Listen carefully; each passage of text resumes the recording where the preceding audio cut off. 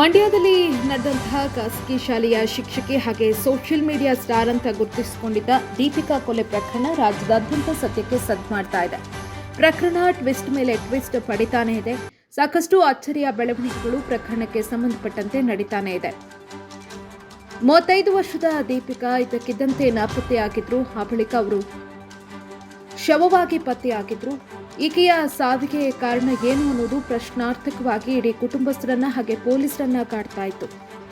ಜನವರಿ 20ರಂದು ದೀಪಿಕಾ ತಾವು ಕೆಲಸ ಮಾಡ್ತಾ ಇದ್ದಂತಹ ಖಾಸಗಿ ಶಾಲೆಯಿಂದ ಸುಮಾರು 12 ಗಂಟೆಗೆ ಮನೆಯ ಕಡೆಗೆ ಹೊರಡ್ತಾರೆ. ಆದರೆ ಆಕೆ ಸಂಜೆ ಆದರೂ ಕೂಡ ಮನೆಗೆ ಬಂದಿರಲ್ಲ. ರಾತ್ರಿ ಆದರೂ ಕೂಡ ಆಕೆಯ ಪತ್ತೆ ಇರಲ್ಲ. ಕುಟುಂಬಸ್ಥರು ಹುಡುಕಾಟವನ್ನು ನಡೆಸ್ತಾರೆ. ಆಕೆಯ ತಂದೆ ಮನೆಯವರು ಕೂಡ ಹುಡುಕಾಟವನ್ನು ನಡೆಸ್ತಾರೆ. ಆದರೆ ಆಕೆಯ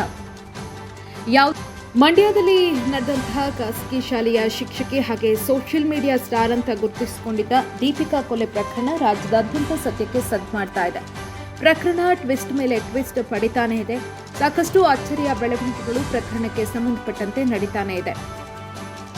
35 ವರ್ಷದ ದೀಪಿಕಾ ಇದಕ್ಕಿದ್ದಂತೆ ನಾಪತ್ತೆಯಾಗಿದ್ರು. ಆ ಬಳಿಕ ಅವರು ಶವವಾಗಿ ಪತ್ತೆಯಾಗಿದ್ರು.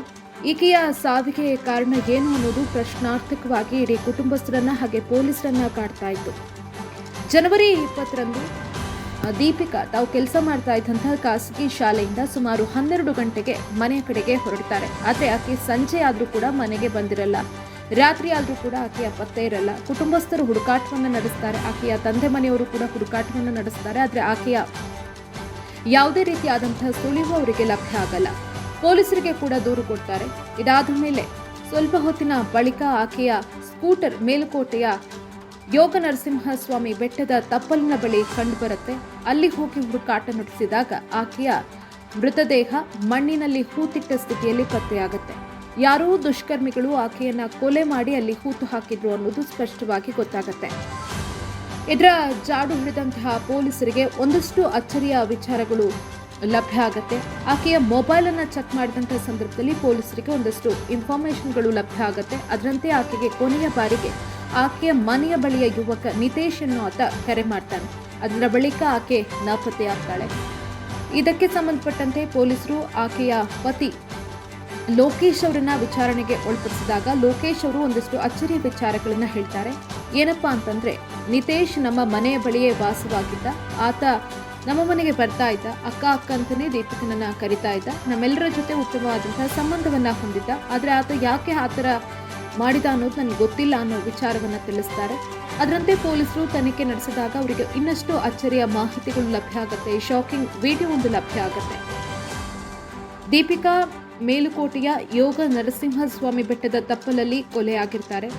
ಅಲ್ಲಿಗೆ ಆಕೆಯನ್ನ ಕರೆದುಕೊಂಡು ಹೋಗಿ ನಿತೇಶ್ ಹಾಗೂ ಇನ್ನು ಉಳಿದವರು ಕೊಲೆ ಮಾಡಿರ್ತಾರೆ. ಕೊಲೆಯಾಗೋದಕ್ಕೂ ಮುಂಚೆ ದೀಪಿಕಾ ಹಾಗೂ ನಿತೇಶ್ಗೆ ಜಗಳ ಆಗಿದೆ ಅನ್ನೋದು ವಿಡಿಯೋವೊಂದರ ಮೂಲಕ ಸ್ಪಷ್ಟ ಆಗುತ್ತೆ. ಯೋಗ ನರಸಿಂಹಸ್ವಾಮಿ ಬೆಟ್ಟಕ್ಕೆ ಪ್ರವಾಸಿಗರು ಬಂದಿರ್ತಾರೆ. ಬಂದಂತಹ ಪ್ರವಾಸಿಗರು ಅಲ್ಲಿ ದೃಶ್ಯಗಳನ್ನ ಕಣ್ತುಂಬಿಕೊಳ್ತಾ ಇದ್ದಂತಹ ಸಂದರ್ಭದಲ್ಲಿ ದೀಪಿಕಾ ಮೇಲೆ ಯಾರೋ ಹಲ್ಲೆ ಮಾಡ್ತಾ ಇರೋದನ್ನ ನೋಡ್ತಾರೆ. ಕೂಡಲೇ ಅವರು ಆ ದೃಶ್ಯವನ್ನ ತಮ್ಮ ಮೊಬೈಲ್ನಲ್ಲಿ ಸೆರೆ ಹಿಡ್ಕೊಳ್ತಾರೆ. ಆ 10 ಸೆಕೆಂಡ್ಗಳ ವಿಡಿಯೋದಲ್ಲಿ ದೀಪಿಕಾಗೆ ಹಲ್ಲೆ ಮಾಡ್ತಾ ಇರೋದನ್ನ ಗಮನಿಸಬಹುದಾಗಿದೆ. ತುಂಬಾ ದೂರದಿಂದ ಅವರು ವಿಡಿಯೋ ಮಾಡಿರೋದ್ರಿಂದ ಅದರಲ್ಲಿ ಸ್ಪಷ್ಟವಾಗಿ ಕಾಣಿಸ್ತಾ ಇಲ್ಲ. ಆದರೆ ದೀಪಿಕಾ ಮೇಲೆ ಹಲ್ಲೆ ನಡೆದಿರೋದಂತೂ ಆ ವಿಡಿಯೋ ಮೂಲಕ ಸ್ಪಷ್ಟವಾಗಿ ಗೊತ್ತಾಗುತ್ತೆ. ಇಬ್ಬರು ದುಷ್ಕರ್ಮಿಗಳು ಆಕೆಯ ಮೇಲೆ ಹಲ್ಲೆ ಮಾಡಿಸ್ತಾರೆ. ಆ ಬಳಿಕ ಆಕೆಯನ್ನ ಕೊಲೆ ಮಾಡಿ ಅಲ್ಲಿ ಹೂತು ಹಾಕಿರುವಂತಹ ಸಾಧ್ಯತೆ ಇದೆ ಅನ್ನೋದು ಸದ್ಯಕ್ಕೆ ವಿಚಾರಣೆಯಿಂದ ಪೊಲೀಸರಿಗೆ ತಿಳಿದುಬರುವಂತಹ ಮಾಹಿತಿ. ಇನ್ನು ಘಟನೆಯ ಬಳಿಕ ನಿತೇಶ್ ನಾಪತ್ತೆಯಾಗಿದ್ದಾನೆ. ಹಾಗಾಗಿ ಆತನೇ ಕೊಲೆ ಮಾಡಿರ್ಬೇಕು ಅನ್ನೋದು ಸ್ಪಷ್ಟ ಆಗ್ತಾ ಇದೆ. ಇಲ್ಲದಿದ್ದರೆ ಆತ ಯಾಕೆ ಏಕಾಏಕಿ ನಾಪತ್ತೆ ಆಗ್ತಾ ಇದ್ದ? ಅಕ್ಕ ಅಂತ ಕರಿತಾ ಇದ್ದ, ಮನೆಗೆ ಬರ್ತಾ ಇದ್ದ. ಅಂತಹ ಹುಡುಗ ಯಾಕೆ ಏಕಾಏಕಿ ನಾಪತ್ತೆ ಆಗ್ತಾನೆ ಅನ್ನೋದು ಪ್ರಶ್ನಾರ್ಥಕ. ಹಾಗಾಗಿ ಆತನೇ ಕೊಲೆ ಮಾಡಿರೋದು ಇದೀಗ ಸ್ಪಷ್ಟ ಆಗಿದೆ. ಪೊಲೀಸರು ಕೂಡ ಆತನ ಪತ್ತೆಗಾಗಿ ಬಲೆ ಬೀಸಿದ್ದಾರೆ. ಇನ್ನು ದೀಪಿಕಾಳನ್ನ ಆತ ಯಾಕೆ ಕೊಲೆ ಮಾಡಿದ್ದಾನೆ ಅನ್ನೋದು ಕೂಡ ಸಾಕಷ್ಟು ಕುತೂಹಲವನ್ನ ಹುಟ್ಟುಹಾಕಿದೆ. ಯಾವ ಕಾರಣಕ್ಕೆ ಕೊಲೆ ನಡೆದಿದೆ? ದೀಪಿಕಾ ಜೊತೆ ನಿತೇಶ್ ಸಂಬಂಧ ಯಾವ ರೀತಿ ಇತ್ತು? ಯಾವ ವಿಚಾರಕ್ಕೆ ದೀಪಿಕಾ ಹಾಗೂ ನಿತೇಶ್ ಮಧ್ಯೆ ಜಗಳ ಆಗಿದೆ? ಈಗೆಲ್ಲ ವಿಚಾರಗಳಿಗೆ ಸಂಬಂಧಪಟ್ಟಂತೆ ಒಂದಷ್ಟು ತನಿಖೆಗಳನ್ನು ಪೊಲೀಸರು ನಡೆಸ್ತಾ ಇದ್ದಾರೆ. ಇನ್ನು ಸೋಷಿಯಲ್ ಮೀಡಿಯಾದಲ್ಲೂ ಕೂಡ ದೀಪಿಕಾ ಸಿಕ್ಕಾಪಟ್ಟೆ ಆಕ್ಟಿವ್ ಆಗಿದ್ರು. ಸಾಕಷ್ಟು ರೀಲ್ಸ್ಗಳನ್ನು ಮಾಡ್ತಾ ಇದ್ರು. ಸುಮಾರು 10 ವರ್ಷಗಳ ಹಿಂದೆ ಆಕೆ ಲೋಕೇಶ್ ಅನ್ನೋರನ್ನ ಮದುವೆ ಆಗಿದ್ರು. ದಂಪತಿಗೆ 8 ವರ್ಷದ ಪುತ್ರ ಕೂಡ ಇದ್ದಾನೆ. ಇದೀಗ ಈ ಒಂದು ಕೊಲೆ ಪ್ರಕರಣದಿಂದಾಗಿ ದೀಪಿಕಾ 8 ವರ್ಷದ ಮಗು ಅನಾಥವಾಗಿದೆ, ತಾಯಿಯನ್ನು ಕಳ್ಕೊಂಡಿದೆ.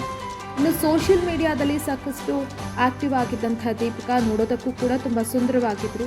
ಇದೇ ಕಾರಣಕ್ಕೆ ಎಲ್ಲಾದರೂ ಅವರಿಬ್ಬರ ನಡುವೆ ಬೇರೆ ಯಾವುದಾದ್ರೂ ರೀತಿಯ ಸಂಬಂಧ ಆಯಿತಾ, ನಿತೇಶ್ ಹಾಗೆ ದೀಪಿಕಾ ಮಧ್ಯೆ ಇನ್ನೇನಾದರೂ ಸಂಬಂಧ ಆಯಿತಾ, ಅಥವಾ ದೀಪಿಕಾ ಮೇಲೆ ಏನಾದರೂ ಕೋಪದಿಂದ ನಿತೇಶ್ ಕೊಲೆ ಮಾಡಿದ್ನ ಅನ್ನೋದು ಸಾಕಷ್ಟು ಪ್ರಶ್ನೆಗಳನ್ನು ಹುಟ್ಟುಹಾಕಿದೆ. ಪೊಲೀಸರು ಕೂಡ ಈ ಬಗ್ಗೆ ತನಿಖೆಯನ್ನು ನಡೆಸ್ತಾ ಇದ್ದಾರೆ.